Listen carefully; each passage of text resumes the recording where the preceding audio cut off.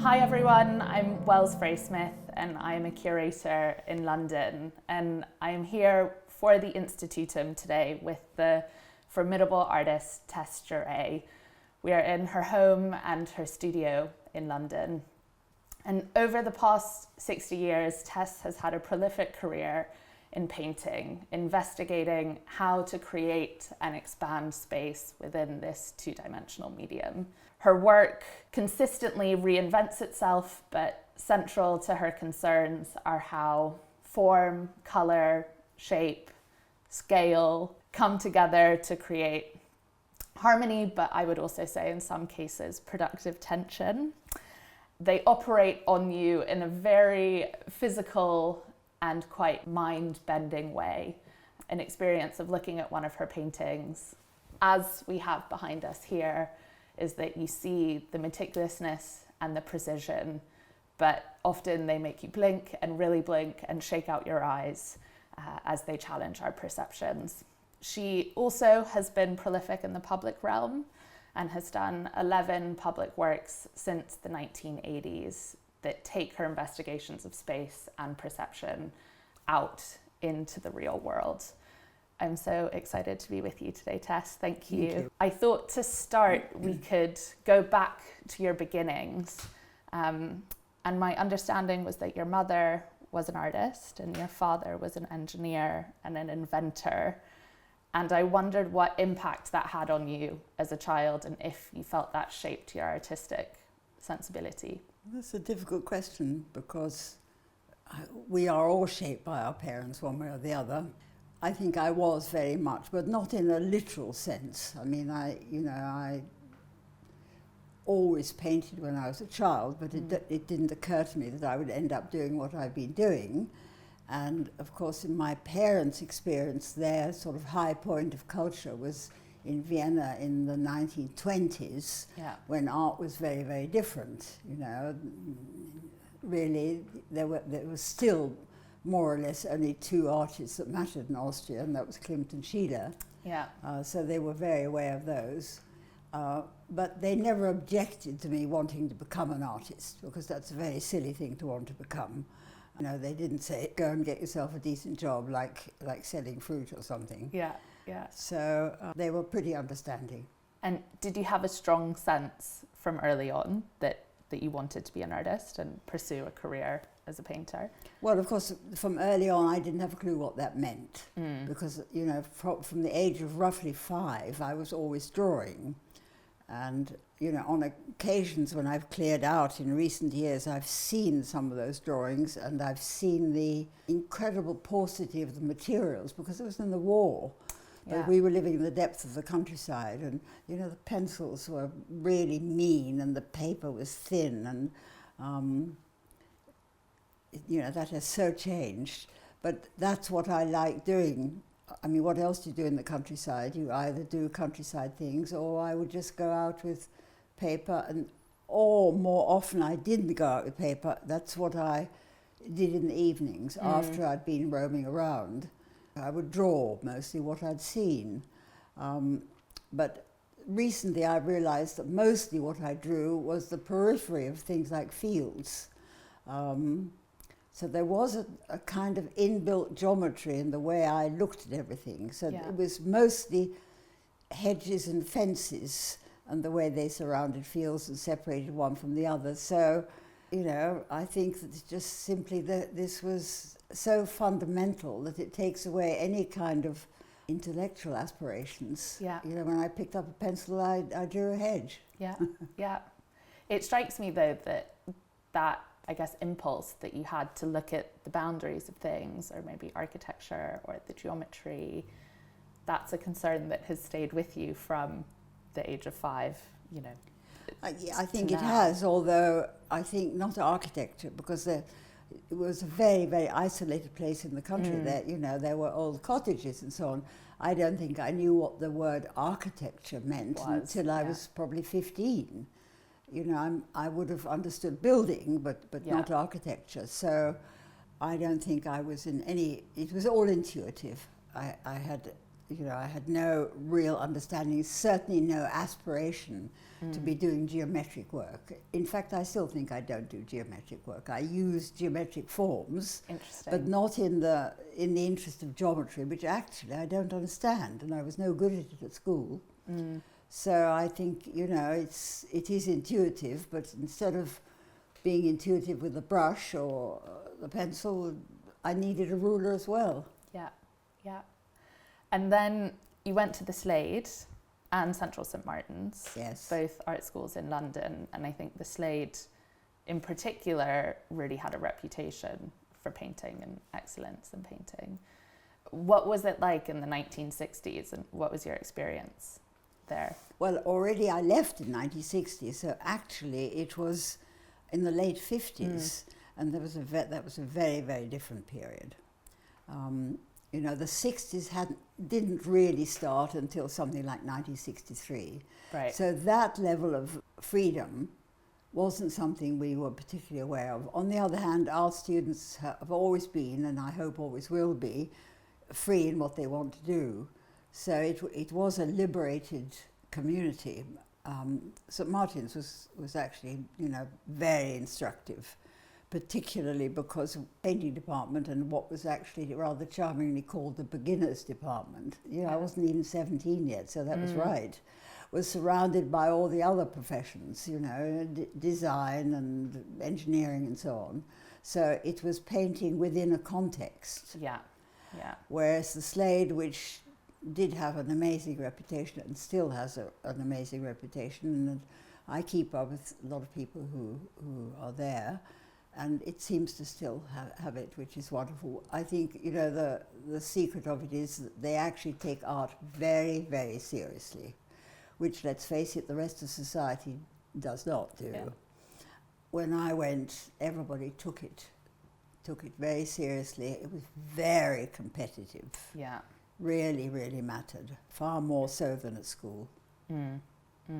And was it as instructive as St Martins? I mean, was there a kind of curriculum or a way that you were taught? There was very little curriculum. We were, on the whole, pretty well left as artists, but what we did, and I think most art schools are like that to some extent, is we learned from each other. Yeah. There isn't much in art that you can be very instructive about, other than, information regarding materials and, of course, the history of art. So all that was really taken for granted. But it was the other students that actually one related to and one learned from. Yeah. And I still have one or two friends who are still alive, and we still learn from each other. Yeah. It seems too that the history of art, maybe this is something from the Slade or not, but it's something that you invoke in your work.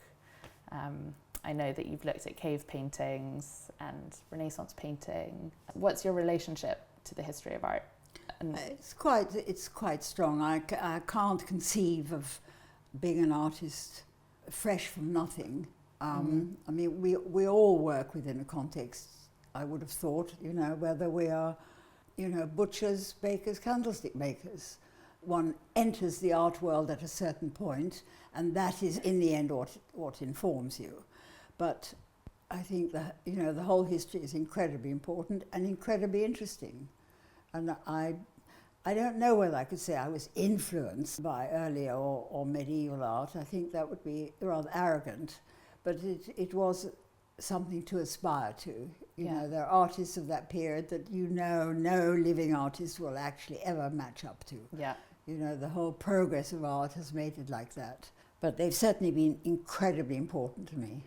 I wondered if we could talk about this moment in the 1960s, 1963. You've told me before about this breakthrough that you feel that you've had. When it became possible to paint flat surfaces, that was very exciting for me. That was absolutely wonderful, because those surfaces could also invoke space. Yeah.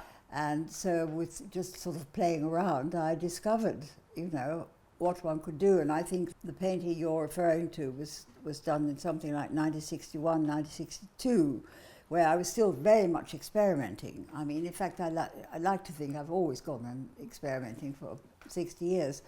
But I stretched a piece of tape across just a bit lower than the center, and then I put 2 pieces of tape, top and bottom, at angles, and suddenly there was a space. So I mean, I can't remember exactly what I thought, but it really spoke to me. It was like saying, get on with it, do something, and you might find something out. Yeah.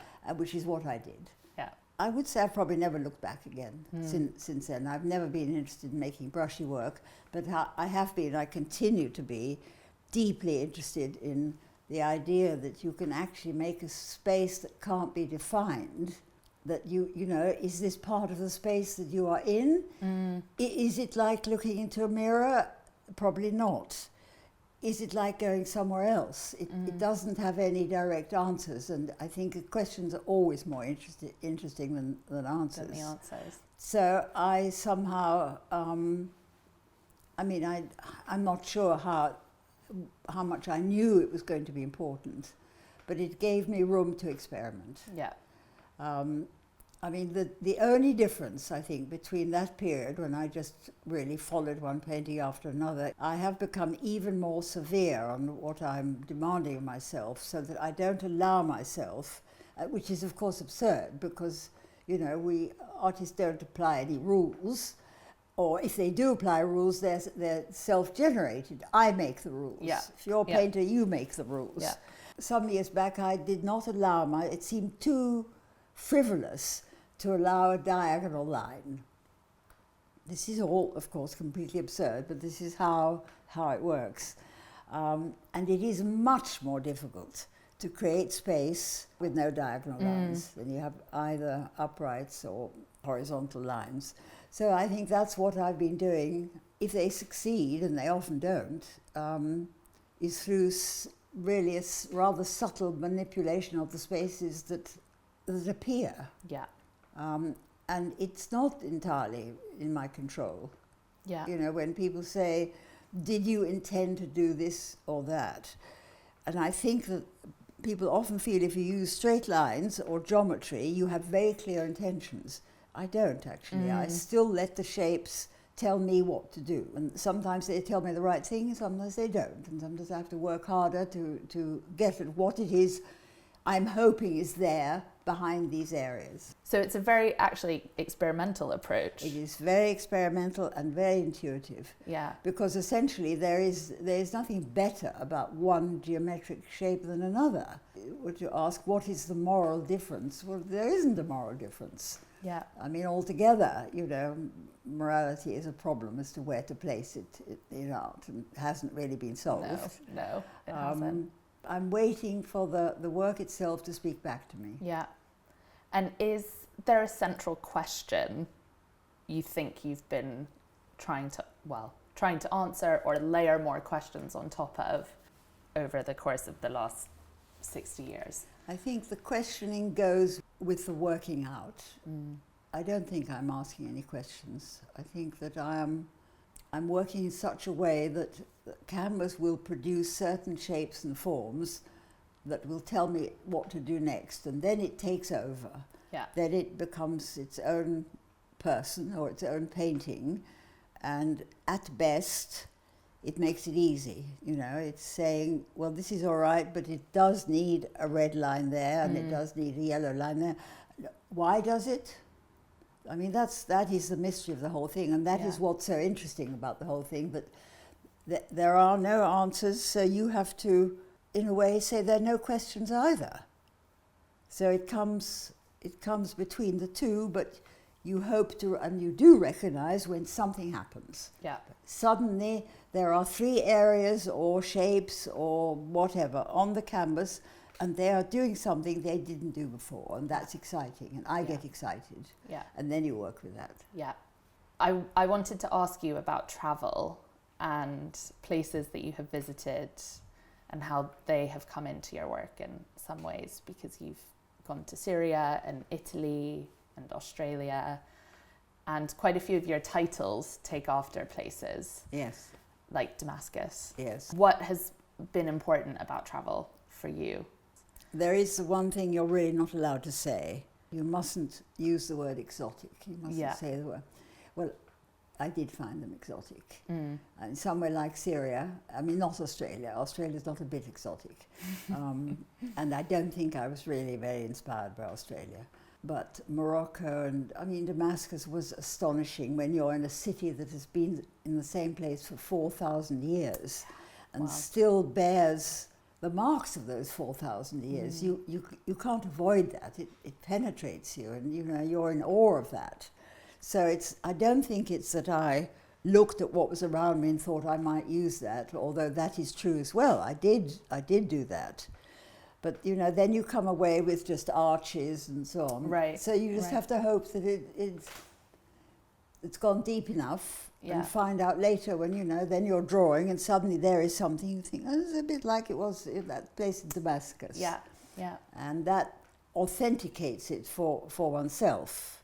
I mean, after all, the shapes and forms of architecture in different places are different and exciting. Yeah. You know, I mean, we have wonderful architecture in this country, but it is not the same as somewhere in the Middle East. Yeah, yeah. What strikes me is that the paintings you make, they feel very rooted in real things and the real world in some way, that I could imagine you visiting and visualizing or seeing similar, let's say, perforations in a building or in a grate or a three-arched or tunneled type of architecture. Are these abstract? I don't know the answer to that. I mean, these are not, I mean, for instance, I did annoy some of the people I was with because I often would find these gratings on the floor and make a little note or take a photograph, and I thought, people would think, who am I with, this mad person who's photographing grates in the ground? But nothing was literal. I was just making notes. So, I mean, these are not literal either. I mean, all you've got really is a reference to the arches. The word abstract doesn't interest me very much. The word reduction does. You know, to try and reduce what I'm working with to its essential. You know, absolutely to do the least possible that one can do to evoke whatever it is I want to evoke, and I don't even really know until it starts moving. Yeah. How important is titling for you Titling in is that quite evocation? important because you know, that's where the problem of abstraction comes in. You know, it's not easy to look at an abstract painting because there are no initial clues. You know, if you're painting a landscape or a tree, then it's, you know, you say, oh, you know, I think that the way that branch has been painted is just so beautiful, or not quite right, or, you know, the blossoms are great, but do they really look like that in May or whatever? There's a way in, much more difficult with a painting that is non-referential. Yeah. Then I try and ask myself, you know, what would help? Where does it come from? What did I call those? So these are the after Damascus. After Damascus. Okay, it's not a huge clue, but it is something. That's what I painted after I was in Damascus, and it reminds me. And in the end, you have to please yourself first, or you know, you're not going to please anybody else. Yeah. Do you work with that source imagery of photographs that you took on your travels as you're painting, or not so much? Not the photographs for some reason. I do a lot of drawings. Yeah. I do a lot of drawings. But now, since the advent of the computer, I draw on the computer, which means I don't end up with any nice drawings, because drawings printed off the computer are very flat and boring. But they do allow for experimentation. You know, you click a button and you change this, you change that, you change the other. You can do that, you know, 100 times in 5 minutes. Yeah. You can't do that when you're drawing with a pencil. No. It just takes too long. So I think probably, you know, the computer is a wonderful tool, but it's not a good tool for coming up with production, you know, art as production. Sure. Does that feature into all aspects of the painting? So working out the colours? I do even work out the colour. Of course, I'm very aware that it never comes out the same. Yes. You know, there is no colour that can actually match the colour that you've got on a computer. It gives me a starting point. You know, if something is if I've got a grey and a blue working together on the computer, then I go to the paint and then I start mixing, and it probably will end up completely different. But it's a clue to where to go. Yeah. So it has been, and I also think artists have always used whatever mod cons Absolutely. have come up. Absolutely. I'm fascinated though that it makes sense that drawing, be it, you know, with a pencil on graph paper or on the computer, is an important part of your process, because the paintings feel so meticulous and planned. Yes, they are that. I don't want anything casual. No. It has to look as though it's meant. Yeah. And done properly. Yeah. It strikes me too that part of your trajectory over the past 60 years has been a simplification. So since that moment in the 1960s when you did the first painting that created space, the brushwork actually has lessened, I would think. Absolutely. The forms have simplified. Yes. I've just finished a small series of works which is as close as I've ever been. But of course what it's meant is that I feel, all right, I've done that, now I've got nothing else to say. Right. And when it ends, when there's nothing else to say? I'm doing other things. I'm doing some prints and so on, so maybe the only answer will be to complicate. If I can't simplify anymore, then I'll have to complicate. And that is very difficult. That's much more difficult. Yeah. So you've caught me at a moment when I really don't know. Yeah. Should we talk about some of your public projects? If you like. Yes, please. Well, firstly, how do you see these interventions, I guess, that you've made in real space architecture, sitting alongside your work in painting? Do they go together? They must go together in a way because, you know, we all have our fingerprints, you know, so that if you are eating an apple and then you are amongst a crowd of other people all eating apples and somebody could only see the way you were eating it, they would be able to identify that, you know, this is Wells eating an apple. Yeah. I think that's a given. I was never interested in making artwork that separated itself off from the surroundings. I know most artists have. I was only interested in, if possible, making something that was a little bit better than what already existed. And that, you know, that work outside is not for people to look at. They don't look, if you go through a path or a park or a crossing, you don't say, oh, what a, you know, wonderful fence, or what a, you know, what a nice view. You know, you're just busy going from A to B. So I was always very aware of that. I just simply wanted to perhaps enliven or enrich or restate the function of the context. Of course, I always very much liked the fact that the materials were so limited. I mean, the problem with painting is it's completely unlimited. You can do whatever you like. Yeah. And that's always the most difficult thing. Yeah. So if you're working in what's called the public realm, you've probably got a choice of concrete or stones or bricks, but it's a very small choice and it's always set by the funding. Yeah. You know, nobody ever says, right, here is a public square, spend as much as you like. I don't think, I mean, I think that's probably unheard of. Wouldn't that be great? That would be great. Or perhaps not, because it could go to your head as well. Go the other way. So it's a limitation. So I enormously enjoyed doing all that. Yeah. Because, let's face it, there is a place for it, whereas, you know, with straightforward painting, you have to find a place for it, which is not so easy, which is why we've all artists have got this terrible problem of storage of hundreds of paintings and haven't got anywhere to go. Yes. You know, whereas if you're doing an access point from A to B, you know, you have to take the context into account and follow through. And that's enjoyable because the rules are made for you in a way. Yeah. So it's, you know, it's unlikely to be a radical change. Yeah, yeah.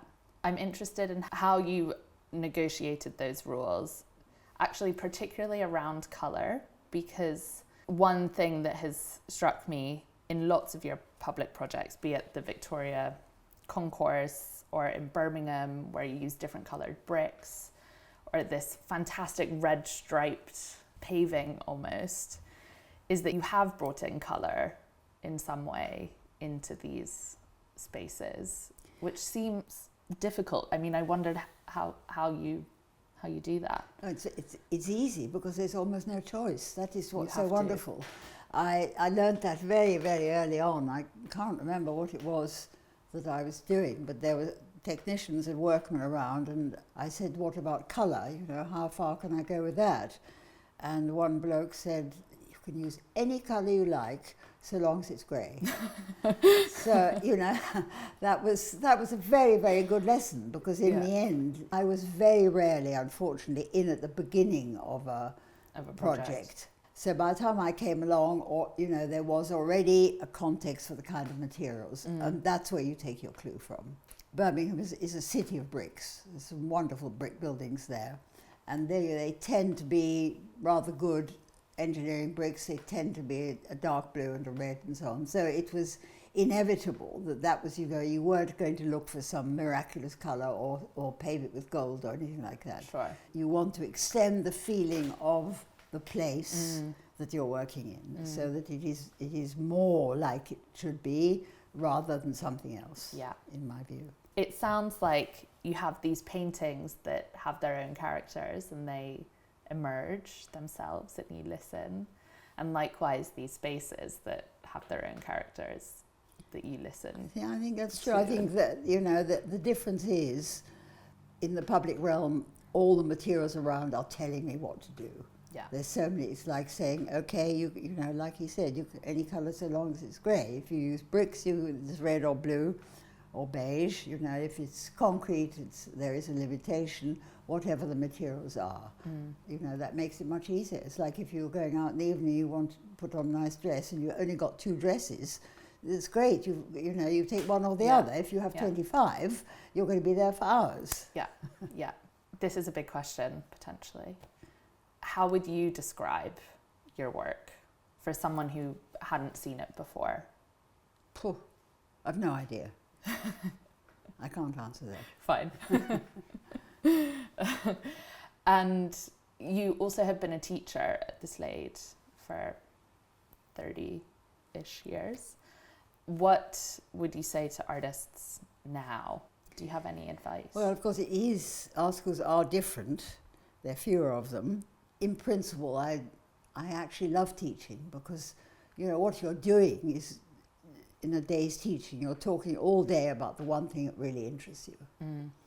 And you're passing on things, but you're also learning things, because certainly I was extremely lucky to be teaching at Slade, where they do have very, very interesting students. So there was always a dialogue, and, you know, I would mostly come away knowing more than I knew before I sat down to talk to them.